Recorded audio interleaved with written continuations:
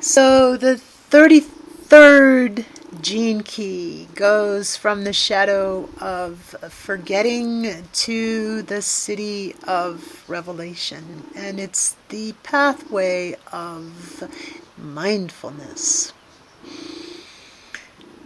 Let's just take a pause and a few breaths together and allow the vibration of the meaningfulness of these words, carried by these words, to fully open. Forgetfulness or forgetting. What am I forgetting? What is forgotten? Who forgets? What is it? A form of ignorance, of loss, of memory, of separation, of incoherency. Which is okay, it's always okay. The shadow is okay. You don't need to run from it or fight it, or we don't. It's just a way of describing what is not true. And what isn't true is the hold that this may have on us, that we basically impose upon ourselves, because it's all self-created. The ego is a fabrication, is an artefact of consciousness. Kind of like a bag, and then you fill it up with stuff, and then you wonder why it's so heavy, and why are there tears in it, and all this other kind of stuff, right?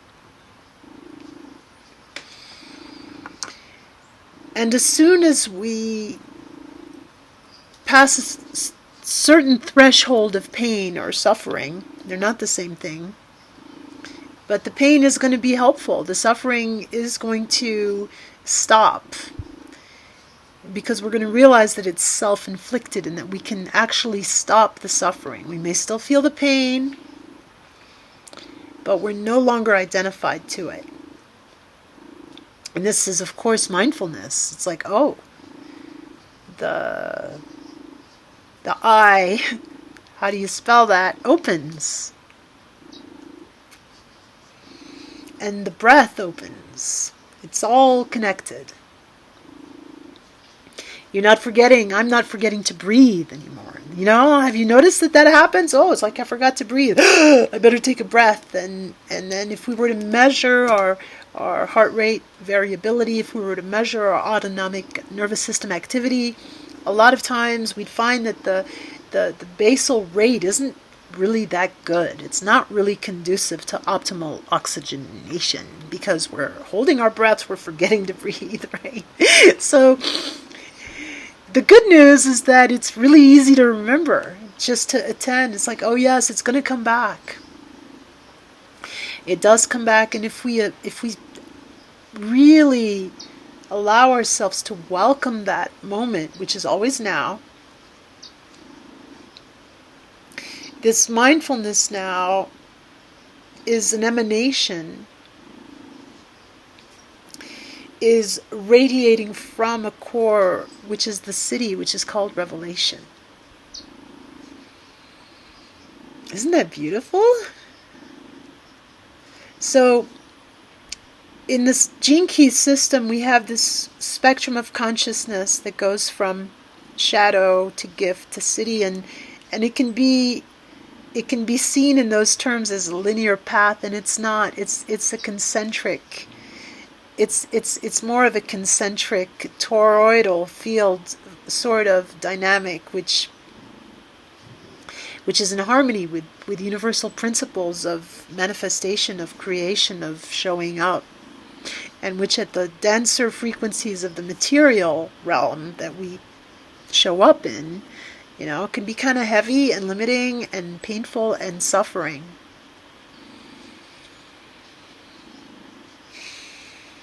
But ultimately, the point is that it's not a linear journey. You don't have to get to the city from the shadow.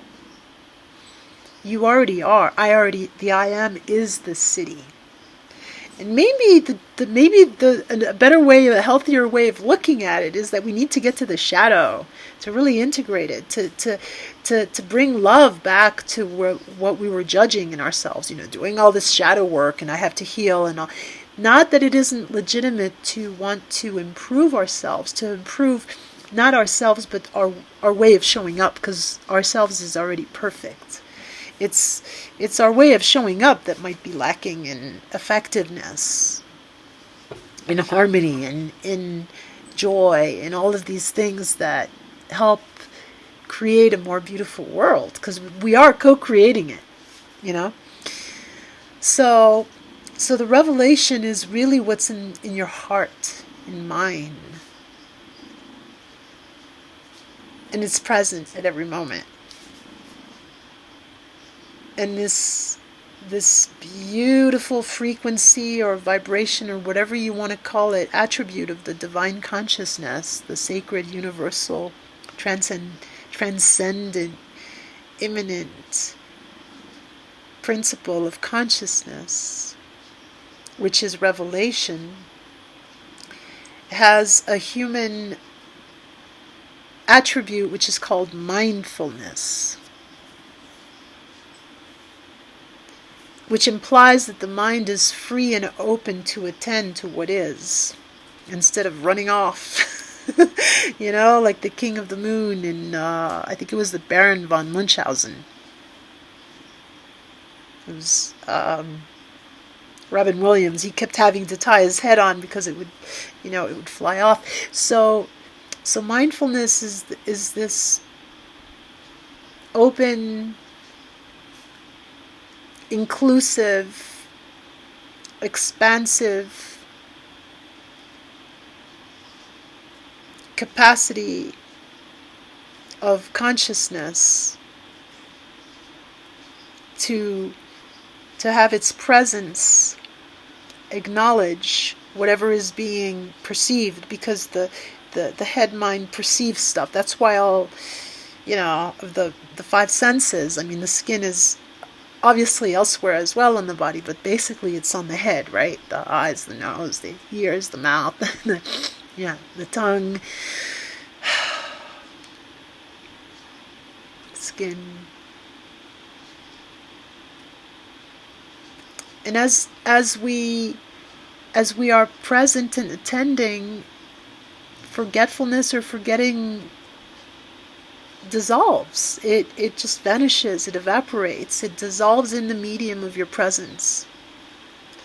So it's no longer something that holds you in an invisible prison of ignorance. And the gene key system has this beautiful thing called the spectrum of consciousness. That's basically the only thing that I think really matters in the gene keys, is the 64 declinations of the archetypes of consciousness that go from shadow to gift to city, from city to gift to shadow. It's all one. It's a continuum. It's a torus, right? And there's something inside there called a programming partner, and it's like the two sides of one coin, right? And so the programming partner of the 33rd gene key is the 19th, which goes from the shadow of codependence. So you can see how codependence and forgetfulness or forgetting go together. Then to the gift of sensitivity. You can see how that goes together with mindfulness, because mindfulness is sensitive. It feels. It has this. It's not just the head. It's the feeling. It's the skin. It's the senses through the whole body, and not just the cognitive functions of the head, but down into the heart and into the belly. Do you know that your heart has taste buds that taste the blood, and the lungs have taste buds that taste the air, and actually there's taste buds all over in the gut as well. So we have this beautiful alliance with the gift frequency of mindfulness and sensitivity. And then at the at the Siddhic level, revelation is sacrifice. Sacrifice is revelation. And sacrifice is a word that has a charge because of the Judeo-Christian, historical stuff that we all carry around, a lot of which is corrupted by Old Testament type of shenanigans that we can see playing out in the world today, where sacrifice is actually imposed from the outside, and it's the power over other. This isn't the sacrifice that I'm speaking to. The city of sacrifice comes from the inside, and it's the sacrifice of the little self with joy to the greater self. It's the sacrifice that of love, giving itself completely. In that sense, there is no other. It's love giving itself to its self, with a big S, the higher self, the larger self, the divine self, the universal consciousness or intelligence, whatever you want to call it. And this is the revelation, right?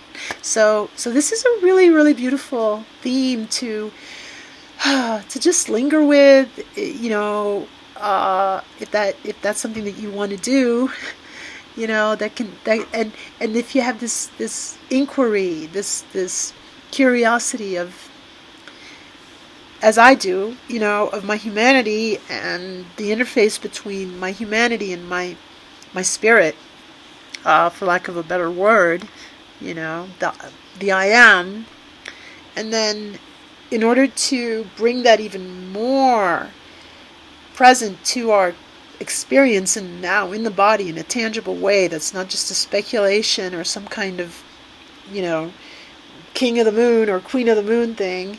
It's really feel that yes, the head top is suspended, so you're gently stretching the neck, bringing in the chin. And you can feel this way the whole alignment of the spine from the suspended head top, and this vertical alignment opens up the breath laterally.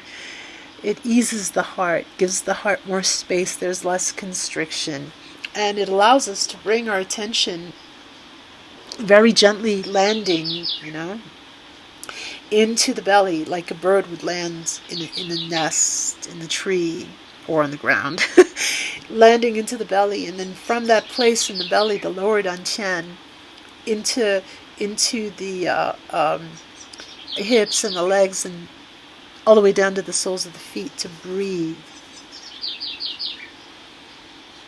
And then remembering is bringing back all of the members of the self that were, fragmented and disassociated and separated and forgotten, and bringing them back into a coherent whole, which is an open system.